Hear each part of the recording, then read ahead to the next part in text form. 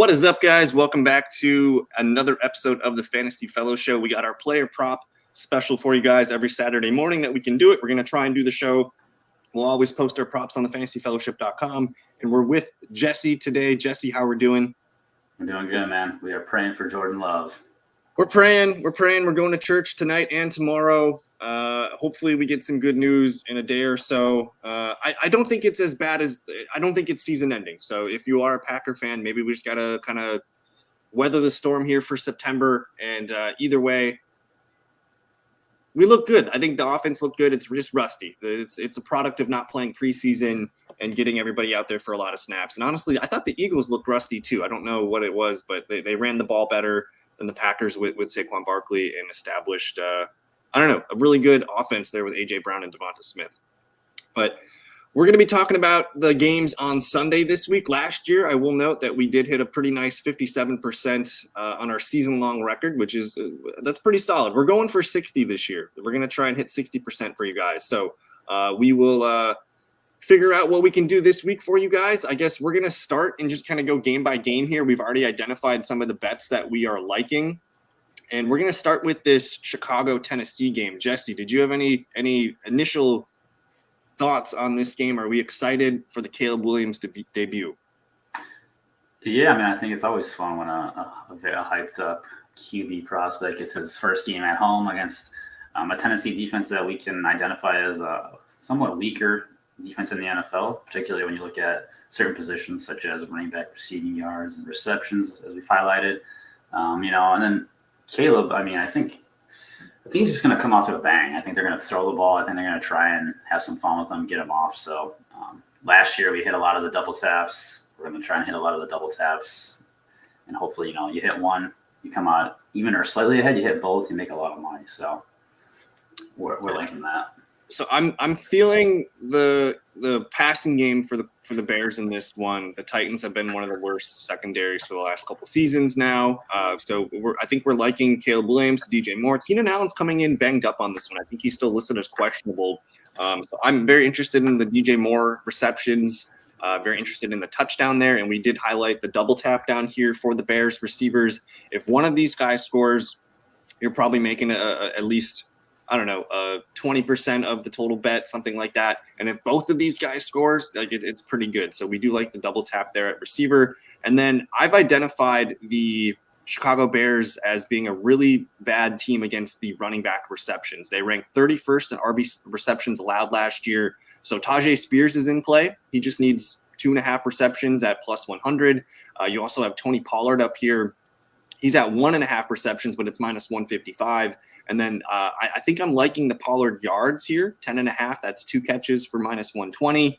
And then Tyjae Spears here just needs 15.5 at minus 115. So I don't want to mess with this Bears secondary. Will Levis, I think I'll go under 232 passing yards. He only hit that in 3 of 8 starts last year. I don't want to mess with Jalen Johnson and the Bears secondary here. D-Hop banged up. Calvin Ridley, first game with the new team. I think the running backs for the Titans and the receivers for the Bears are what we're looking for. What do we want to lock in for this game? Yeah, I mean, I think just an overarching theme of week one, we don't know exactly the player usage. We don't know exactly what's changing year to year, and we don't have the data really for the in-season yet. So it's like, who do you have conviction on? And I think for us right now, I think it's one of these running backs from the Titans to hit their receiving yards is probably where we're at. It's just which one do you think is going to see the field more? Is it the in-house Tyjae Spears? Is it the new toy and Tony Pollard? It's hard to really predict that usage, right? And we didn't really hit on the Bears backfield. I'm not sure how that backfield is going to look. I think they have 3 quality backs. We're going to expect DeAndre Swift to lead the team in overall touches and probably get the most snaps. But I think Khalil Herbert's sneaky for 8 to 10 carries, and we'll see what Roschon can get in there. So I kind of want to – week one, we got to use it as like a study. We got to look and see how these guys are being used. With the Titans, we know they're going to use both Pollard and Spears basically 50-50. So we'll probably lock in one of these running back bets there on the prop list. And I think we're going to end up with like 8 bets on the end of the show here. But Arizona and Buffalo, this is a much more interesting game. Tell me a story how this game's going to go. What are we looking for? What are we excited about? Yeah, I mean, when I first opened up the kind of the implied totals, over unders, and such, -9 for Buffalo. I mean, I know they're at home, but I think this is an Arizona team that maybe is going to come in a little underrated as the season starts. But Kyler Murray is fully healthy. He's got a true number one. Trey McBride had a great end of year last year. That offense is looking really good, but the defense is terrible. So it's going to be a year full of shootouts against Arizona. So, I mean, I think we're going to feast on overs anytime Arizona is lining up on the field. We're going to play a game, I think, throughout the show. Can you name one player on the Cardinals defense not named Budda Baker? Oh, man, I should be able to, but honestly, I really can't. Yep. It's a bottom 5 unit, I think, this year. But we are excited about the offense on both sides here. I think we highlighted Trey McBride as the guy. What's your Matt Milano stat here from last year? Oh, yeah. I mean, Matt Milano, probably the number one linebacker, I think. Either 1 or 2 in PFF as far as coverage, pass coverage goes. He's out for the year. He tore his pec. Maybe he comes back for the playoffs for them. But, yeah, so, I mean, he's being replaced by just, secondary level guys. Trey McBride, we obviously know is, one of the better pass catching tight ends in the league. And so 50.5 yards, I think, is just too low. He probably should be closer to where Marvin Harrison's at. And his Trey's receptions are at 5.5. So like 5 for 50 should be the kind of the floor here. So I think that's the one we're probably locking in for this game. Trey McBride over 50.5 receiving yards. And then you can have a fun double tap here with Marvin and Trey McBride. And then on the Bill side, we're just very this is, again, another thing that we have to sit back and learn how this receiving pecking order is going to be. I think it's going to be very spread out. So I don't really want to take any stances on this week one. But we do want to take stances on Josh Allen potentially rushing a touchdown. And for him to hit 1.5 passing touchdowns, that also feels pretty good. So I think you should, if you're interested in the rushing, do that. Otherwise, the passing touchdowns, one of those should probably be hit. And then I identified Kyler Murray as a rusher here. I can't remember. I think he hit it in 5 of 8 games last year that he played. He was over 31.5 rushing yards, full year removed from the knee. That one is a pretty good sneaky one. I think he's going to be running the ball again. And then, I don't know, Curtis Samuel, that's a pretty low yardage prop. It just doesn't feel great. I do think James Cook's going to be a guy that's going to get his carries. Again, we mentioned the porous Cardinals defense, and if the Bills are winning, they're going to continue to lean on James Cook. And the James Cook splits last year after the new offensive coordinator change, he was kind of the focal point of the offense. So I think those numbers are low. And then did we have one more here? I didn't put any Dalton Kincaid props up on the board. We should maybe just look at those real quick here. No, 5.5. That feels a little it's weird. When I click now, it goes all the way to the bottom. So 5.5 plus 120. That's kind of. It's right in the Trey McBride territory, right? It's it's a pretty good number. I'm open to the 52.5. We know he's going to get 6-7 targets. I think 52.5. But I think Trey McBride's probably the safer bet here. I would agree. Any chance the Cardinals win this game? It's a big ask in Buffalo, but if Buffalo comes out flat on offense, we've seen it before. Maybe their defense isn't quite as good as last year's defense, and Arizona comes out hot. Possible, unlikely, but. So I'm kind of liking the Cardinals to cover. I like Cardinals +9. I think is where I'm at. Was it +9? It was +9. All right, we got it at 6.5. I like the Cardinals at 6.5 there. But we'll move on to the next game. We're probably not going to spend a lot of time on this game. Falcons and Steelers, man. We need to learn about these teams. We might see Justin Fields start tomorrow, which, there's not a lot of numbers in for this game, like the whole rushing totals and things like that. But if anyone's scoring a touchdown in this game, we identified Najee Harris for the Steelers, and then it's Bijan Robinson for the Falcons. Bijan yards are in play, 63.5. Do we need to put a bet of, if we're putting 8 bets on our list, do we need to put a Steeler Falcon bet on? We're probably not. It's not. It's one of the lesser, exciting games, or maybe there's more unders, if anything, especially if Justin Fields is out there. Arthur Smith's just going to run the ball probably 30 to 40 times. If I had to pick one, I guess I would go Bijan 63.5. Yeah. Overall, like I need to learn. I didn't really love the Drake London and Kyle Pitts matchups against the good Steelers defense. So I think we're just gonna kind of just brush that game and learn from it. We do want to get probably one or two bets in this Colts Indianapolis or Colts and Texans game. This one's going to be a lot of fun, and we identified a potential rare triple tap here, where if you take each receiver to score a touchdown, Nico, Diggs, and Dell, the odds are, say you're just working with $20 for a unit, you're gonna just, if just Nico Collins scores and Diggs and Dell don't, you're gonna end up making about $58, $57. If Diggs scores, you get your money back, but if Dell scores, you do win. I think about, I don't know, like 12 or $15. But if two of these guys score, you're doubling up your money from the bet, and then honestly, like there's a chance all three of these guys score. So the way I don't know if we're gonna recommend the triple tap here, but I think taking two and hoping for the double tap, because one of these guys will score. We got CJ Stroud here; he's getting hammered over passing touchdowns at -165. So I do think it's very likely that at least two of these guys score. I probably would go with Dell and Nico Collins for my two. What do you think on the triple tap idea? Yeah, I mean, a great find by you. I think Dell you have to for sure lock in if you're going to go for the two, just because he's got the plus 260. So Dell Collins feels good. I mean, Collins, as we talked about offline, I mean, he's a Colt killer, much like DeAndre Hopkins was. But I mean, I really like the triple tap. If Dell hits the triple tap, you make money. The other two, if only one of them hit, you're close to even. I mean, if two hit, you're making good money. Don't have to think about it. So I'll probably put sprinkle a little something on that just for fun. Okay, and then the Stroud numbers at -165, which is it's not great, but it's kind of free money, I think, at the 1.5. So that makes sense to me. Otherwise, anytime touchdowns for Mixon, Taylor, Anthony Richardson. Honestly, like you could maybe even do a little double tap with Jonathan Taylor and Anthony Richardson. Like there's a real chance that both of those guys score a touchdown. So I think that's totally. Maybe we just do for the Texans and Colts. We just do double taps on Taylor, A Rich, and then Nico, Diggs, and Dell. The number that I was finding for Richardson. I mean, again, small sample. He hasn't thrown for more than 223 yards in a game. He's at 229 here. I like the Texans cornerbacks quite a bit, so I'm kind of shying on that one. And I didn't really like a lot of the passing numbers for the Colts guys. I did think Adonai Mitchell, if you want to kind of a layup here, I think he's getting 2.5 receptions. Nico Collins at 66.5 receiving yards feels pretty good. Any final thoughts here from our Colts fan here, Jesse?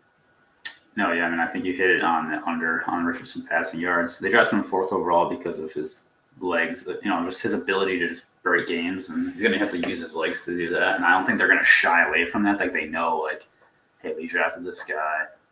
We got to let him do what he does best. This is going to be one of the better noon games, I think. I think we're going to get a lot of fun juice. This will be the best noon game, though. Jacksonville and Miami. We've already identified this as our bet. We're going to take Devon Achane to score and Raheem Mostert to score. There's a very good chance one of these guys will score a touchdown, and then the opportunity for both to score is still pretty live here. So I think that's the bet that we like the most. But man, this is one of the higher point totals in the game or of the slate. You want to make sure you get something in this game. I see it as the Dolphins, staying hot on offense and the Jags playing keep up and having to throw the ball and really, push the ball downfield. The other bet we identified here was Devon Achane. The Jags were one of the worst teams against the running backs in the receiving game last year. They ranked 32nd in receptions allowed to running back and 30th in RB yards receiving. So Achane, 2.5 receptions is -160, but you can easily hit this receiving yards for -115. What are we liking here in this game, Jesse? Dolphins and Jags. Yeah, Jags are a pass funnel, and if Miami's scoring, Jacksonville's going to have to respond by throwing through the air. And I think Trevor Lawrence's number, you identified a nice one there. He got hot towards the end of the year. He's got some new toys in town. So I think the T-Law gets off to a nice start. I don't think that they win this game, but I think they can make it competitive, and you can see something like a 28-32, a little bit of a shootout here. So I feel like the over in that game, it's probably a probably not a bad take. As far as touchdowns goes, that's the problem. Is like T-Law struggled. He was able to get to the red zone. He struggles, turnovers in the red zone. Getting the touchdown is hard. So it's like, who do we trust to score for the Jags? Might be a little bit trickier to identify, but I'm very curious to watch Brian Thomas in this offense. Evan Ingram obviously is, leading tight ends in receptions. He probably will be their leading catcher again this year. Maybe he'll get the touchdowns and go take it to that next level and beat TE1. I mean, it's very possible. Lots of like. 6 of his last 7 games last year, he went over his 45.5 prop. So that to me feels like a pretty good Jags bet. And then just because we like to double tap, Ingram at 170 scored a touchdown. He did catch the 2 TDs in the preseason game a few weeks back. And then I think Brian Thomas at 290, like just being a fan of Brian Thomas at 290, I think that's kind of a fun bet. And who knows, maybe he is the touchdown guy that Trevor Lawrence has needed for these last few years. So we love this game. You want to try and get something in this game. I do want to take a peek here at Aiden's question. He's got a couple bets that he propped that he whipped up here. I think we said yes on the DJ over 4.5 receptions. JJ, we're liking the 80.5. We'll get to the Vikings Giants here shortly, but we do like Justin Jefferson's going to have a good game. Yep. Stevenson 46.5. What are we thinking on Ramondre there? I just don't really like New England's side of the ball right now. Jacoby Brissett, we kind of seen him and know what he can do. This is going into Cincinnati, right, if I recall. So it's going to be it's going to be a tough game environment. I think the Bengals defense is no slouch. I also think that the D-line for the Bengals is a really nice matchup advantage against the Patriots. So not really thinking that the Patriots are going to have much success in moving the ball. Ramondre probably needs 14, 15 carries to hit that. But I did see Antonio Gibson is limited. So that could be something here. I'm looking. Teams were able to run the ball against the Bengals last year. They allowed a decent amount of rushing yards, almost 100 yards per game. So I think I'll take the over on Ramondre. If 12 carries should get him 48. I mean, that's 4 yards per carry. Maybe 12 carries gets him to that 47, 48 mark. And if he does go over 12 carries, it's going to look good. He's got Devontae Adams at 71.5. I completely skipped that game. I'm very nervous about the Raiders. I'm willing to say Devontae Adams can hit that. I don't really want to bet on the Raiders. I kind of want to see it before I buy it kind of thing. I don't know if you had any thoughts on Devontae. He could totally hit 71.5. Are you buying Devontae this week? Yeah, 71.5 it's low for Tay. It's just I don't get the best vibes out of Las Vegas right now and early on in the season. I want to see it with Minshew back there. But I mean, we know Minshew's not afraid to sling the ball.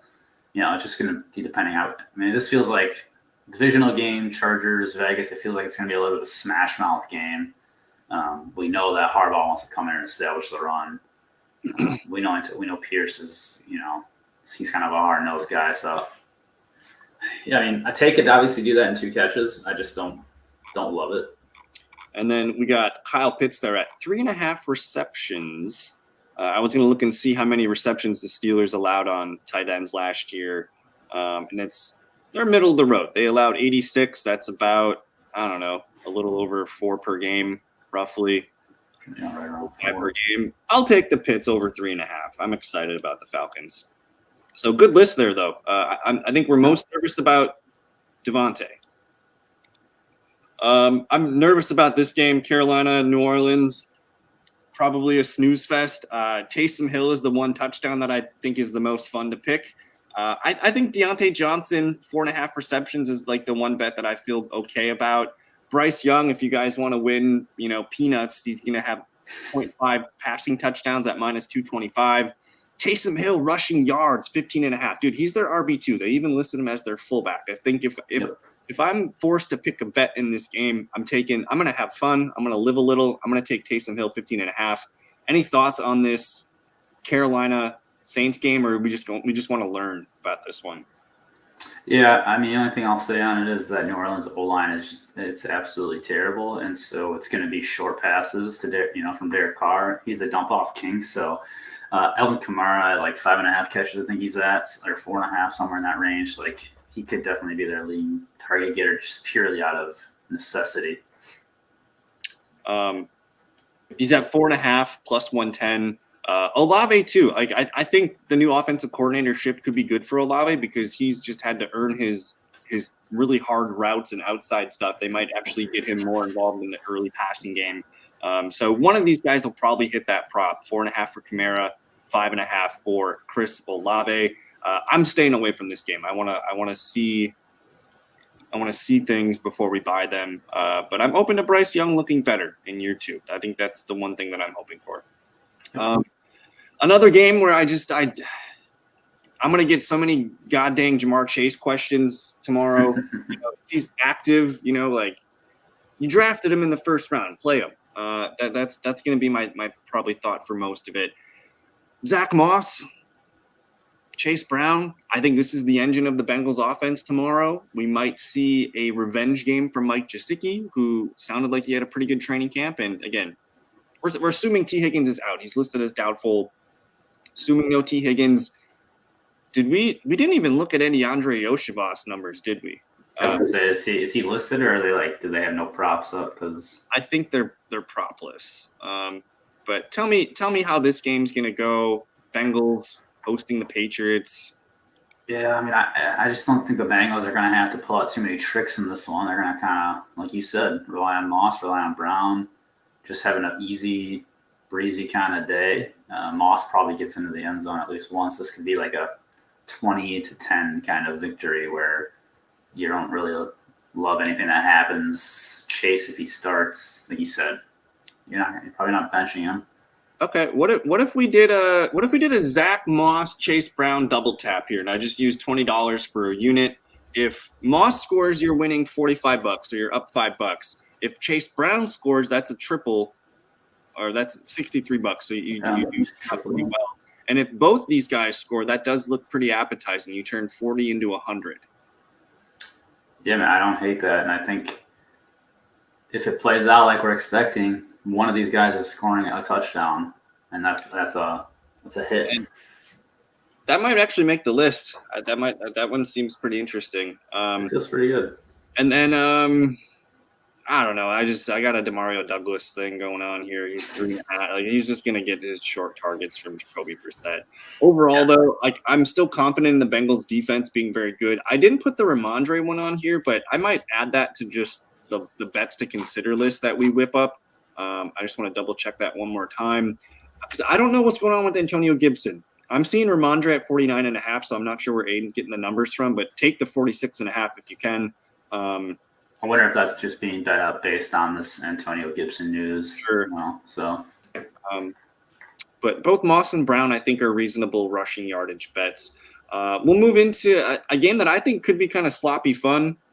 We got the Minnesota Vikings traveling to the New York Giants. The bet that I think is the most fun is to take the interception bets for Daniel Jones and Sam Darnold. One of these guys, if not both, will throw interceptions. As far as touchdowns go, I think we should probably do the Justin Jefferson, Aaron Jones double tap. A receiver running back. Yeah. I mean, it's you're making money, if one hits, you're making money. I think JJ is just probably the guy. I just want to see. So, I mean, if both score, you do end up doubling your money, which is pretty nice. And if one of them scores, you still make a little bit of profit. But we're going with Justin Jefferson here. He's going to probably get 12 targets tomorrow. I think he's the number one receiver on the slate. Sam Darnold, I think I like the passing yards. We've seen this team with different quarterbacks last year continue to throw the ball. Nick Mullins almost threw for 400 yards. He had a few 300-yard games. I'm taking the Sam Darnold passing numbers here. But I think as much as I like JJ in this game, I think it's going to be an Aaron Jones pretty sweet reveal. This is the healthiest he's going to be all year. It's a warm weather game.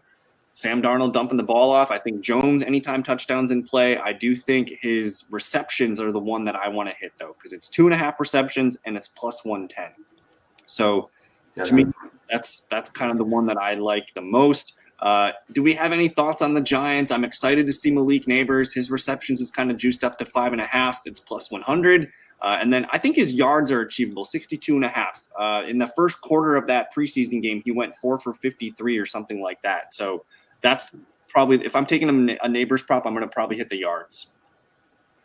Yeah, I mean, it's like I think you said earlier, playing against Justin Jefferson, former LSU guys, he's going to want to pop off a little bit. I mean, it's the neighbors show in New York. He's just going to get a ton of targets, a ton of yards, hopefully a couple touchdowns. I did want to look at the Singletary touches because he's playing like 90% of the snaps. His yards are 53.5. So for him to get 15 carries for 60 yards at 4 per clip, that's in play. He could do worse. It's definitely not a fun bet. That's like a John Heffernan bet. He totally loves to grind. He's at 14.5 carries. So it's shout out to Heffernan. That's the Hef bet of the day. Singletary. He's a big Singletary guy. So we'll put that probably in the bets to consider. I completely skipped the Chargers and the Raiders. I don't want to touch this game, guys. You could have some fun looking at it, but I'm gonna. Why pick a bet in this game, guys? It's probably the lowest point total of the week. 2 offenses we know nothing about coming in. Yeah. Yeah, I mean, it's a learning game. Is Josh Palmer the number 1 there? Is Minshew? Does he have it? What do the defenses look like for these teams? Are they better? Or are they both still relatively bottom tier? I mean, plus 200 is the best score. You could do the double tap on Gus Edwards and J.K. Dobbins. How about that? Oh, God. Yeah, it could be worse. All right, we won't mess with that game. I do like the Broncos in the Seahawks game. We've identified Kenneth Walker and Jackson Smith and the Jigba as the players that we like the most. We're probably going to run Kenneth Walker up there at minus 105. Yeah, I mean, that's pretty much even. Also scored a touchdown. I think we like Kenneth Walker. He's just better than Jack Charbonnet, and he's going to be their guy. Even if he gets about the same amount of work he got last year, that's enough against this Denver team, which was a run funnel. We do want to stay away. As you notice, there's no DK props up here. There's no Tyler Lockett. We don't want to mess with the Denver secondary right now.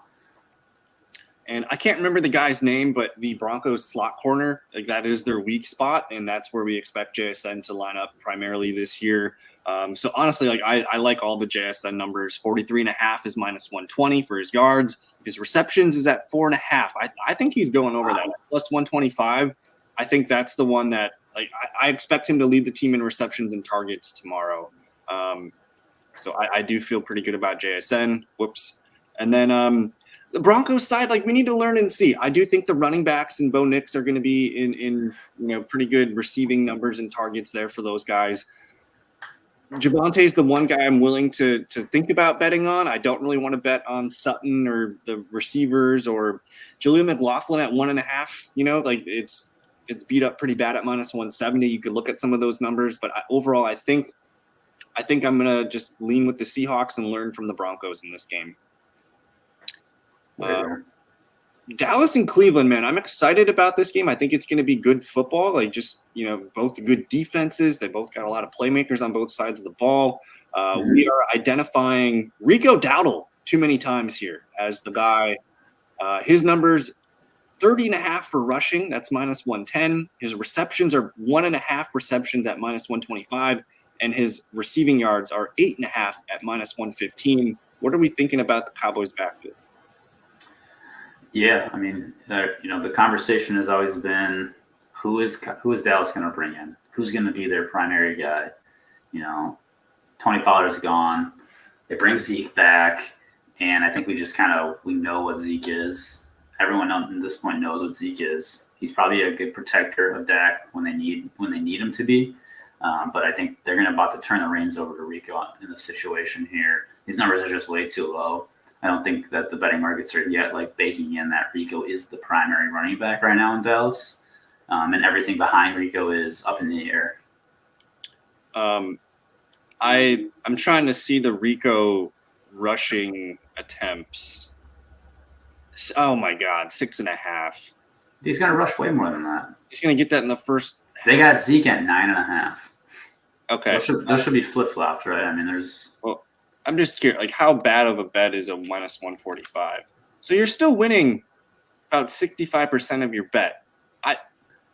Rico had 6.5 rushing attempts. I think that one is insane. I'm going to add that right now, actually. So let's just have like 8 It's just a Rico day. Clearly, we're fans of Rico. He's just the best option right now in Dallas, and we know that Dallas wants to stay somewhat balanced. They're not just going to throw Dak 50 times at Cleveland. It's going to be a more balanced approach. And so I shared it with Jesse. I've done some research and I've tried to find the Dallas beat reporters and listening to their content. And there was a blurb out on The Athletic that basically said Rico Dowdle is expected to be the lead back for the Cowboys this year. There's going to be an opening at the RB2 spot, and I don't think it's necessarily Zeke's spot. We're going to see Zeke be a rotational guy that either is in there for short yardage or for blitz pickup, or if they need to let him run a out route or something on 3rd and 7, something like that. He's going to be a situational guy. They're not relying on Zeke.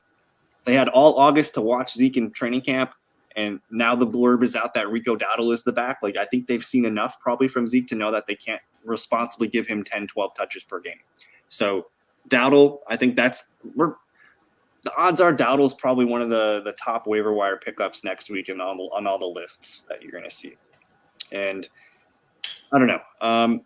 That's enough Dowdle talk, though. We should probably just gush about CeeDee Lamb. I mean, this is a knock the rust off game for CeeDee Lamb. Let's get him his 12 targets. Let's get him his 8 catches for 112 yards and his touchdown. I think all the numbers are in play. This is probably the lowest total we're going to get for CD all year, 80.5.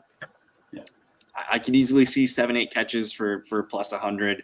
And then the touchdown odds at plus 130. Again, probably the worst, like the best odds that we're going to get out of a CD touchdown. So anything else for Dallas, man? I don't want to look at Ferguson or Cooks. I don't really want to look at anything on Cleveland. I want to see what Deshaun Watson looks like. I do think Jerome Ford will be the lead back, but I still think there's going to be a little bit of rotation going on there. Amari Cooper revenge game. I probably should have put that touchdown up on the board. Anything else to add from Cleveland, Dallas? Yeah, I don't think so. I mean, I think you take the main pieces that we know about in this one. Cleveland is. I like the Jerome Ford play early on. I think he's going to be relied on. And then, again, Deshaun Watson, what are we going to get out of him? Nobody knows. And then we're going to finish up with yet another double tap game. Washington going to Tampa Bay. Mike Evans is plus 130 to score. Chris Godwin's plus 195 to score. Did you know how many touchdowns Chris Godwin caught last year? My heart is saying like 6-2. Wow. 2. He is a positive touchdown regression candidate this year. I bet he scores week 1. Bless him. So odds are Mike Evans, Chris Godwin, one of them will score, if not both. This is the OG double tap, I think. I think the Evans Godwin is this is how we got it. Yeah. And to Washington, they were the worst against the receivers last year, if not 31st. It's only worse than you. Look at 29 touchdowns. Yeah. What improved on the defensive side of the ball for them?